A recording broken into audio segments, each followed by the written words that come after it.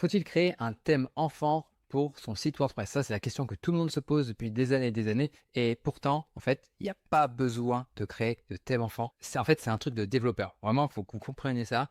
Si vous ne développez pas, si vous ne modifiez pas le code, vous n'en avez pas besoin. Même pour faire des modifications CSS, vous pouvez le faire directement dans votre thème. En fonction du thème, si vous avez un thème basé sur des blocs, vous allez dans les styles et après dans ajouter code CSS personnalisé. Ou alors, si vous avez un thème plus classique, vous allez dans apparence personnalisée et vous allez pouvoir entrer votre code CSS. Ça sera pris en compte. S'il y a une mise à jour du thème, ça sera toujours pris en compte. Voilà, il n'y a pas à se casser la tête. Si vous avez besoin de mettre des bouts de code dans votre thème, vous pouvez soit passer par un plugin, soit passer par une extension qui s'appelle Code Snippets. Ou alors, si vraiment vous voulez mettre ça dans votre thème, c'est que vous avez un profil de développeur WordPress. Et donc, là, il vous faudra un thème enfant, mais uniquement dans ce cas-là. Et si vous êtes dans ce cas-là, j'ai quelque chose pour vous. J'ai un générateur de thème enfant de WP Marmite. Vous allez là-dessus, vous mettez l'URL de votre site WordPress ou alors vous mettez le nom du dossier de votre thème ici. Vous cliquez ensuite sur générer le thème enfant et vous aurez le fichier zip prêt à installer. Mais ça, c'est seulement si vous êtes développeur et que vous voulez vraiment personnaliser votre thème. Si vous n'avez pas ce profil-là, le thème enfant ne sert à rien du tout. J'espère que c'est bien clair et je vous dis à très vite pour une prochaine vidéo.